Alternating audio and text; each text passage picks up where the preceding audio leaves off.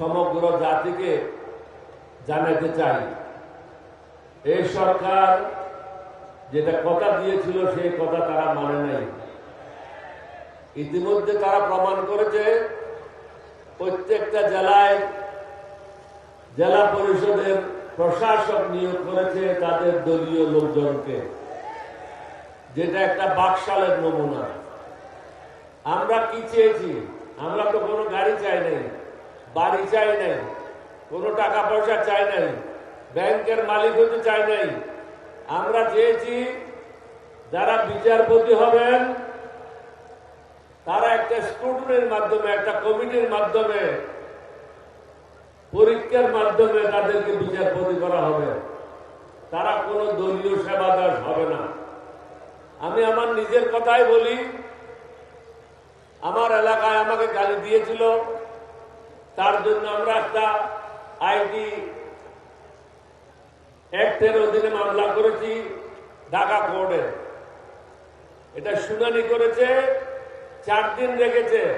4 দিন রাখার পরে বলল যে মামলাটা নিতে পারলাম না, অর্থাৎ মন্ত্রী মানা করে দিয়েছে বা কেউ মানা করে দিয়েছে। এটাই হলো দেশের একটা অবস্থা।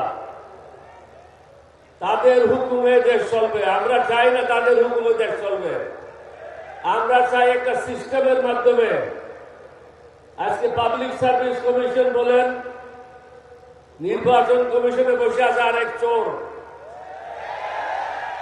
তার মাধ্যমে এই সমস্ত রিগিং হয়েছে।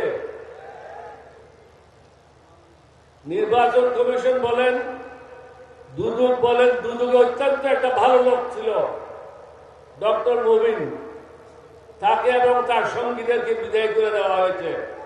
অর্থাৎ কোন সৎ লোককে তারা কোন পদে রাখবে না। তারা চায় তাদের যারা গুণগান করে, তাদের কথা অনুযায়ী চলে, দুর্নীতি করতে পারবে, চাঁদাবাজি করতে পারবে, তাদেরকে মনোনয়ন দেবে, তাদেরকে পদায়ন করবে। আমরা চাই একটা নিয়ম নীতির মাধ্যমে দেশ চলুক।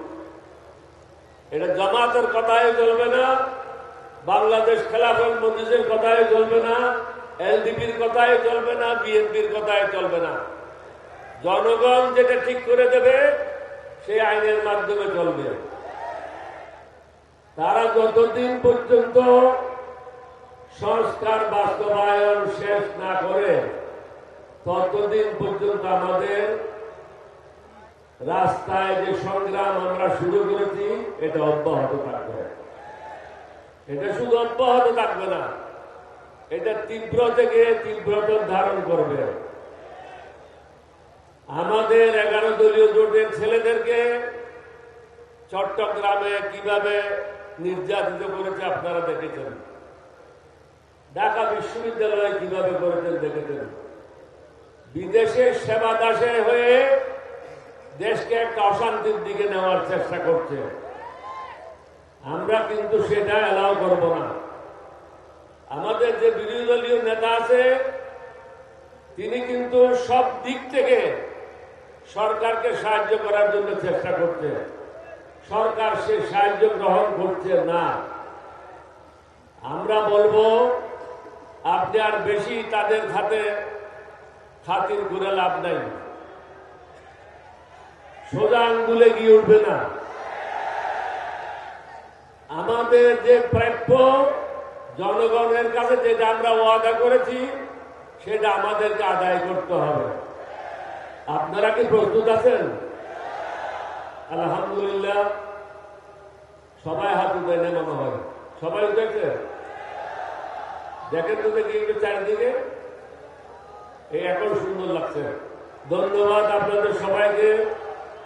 আল্লাহ আপনাদের সুস্থ শরীর দান করুন, সঠিক পথে চলার তৌফিক দান করুন। বাংলাদেশে যেন জনগণের ক্ষমতা আবার চলে সেটাই আমাদের দেখতে হবে। বিদেশিদের তাবেদারি থেকে আমাদের বেরিয়ে আসতে হবে।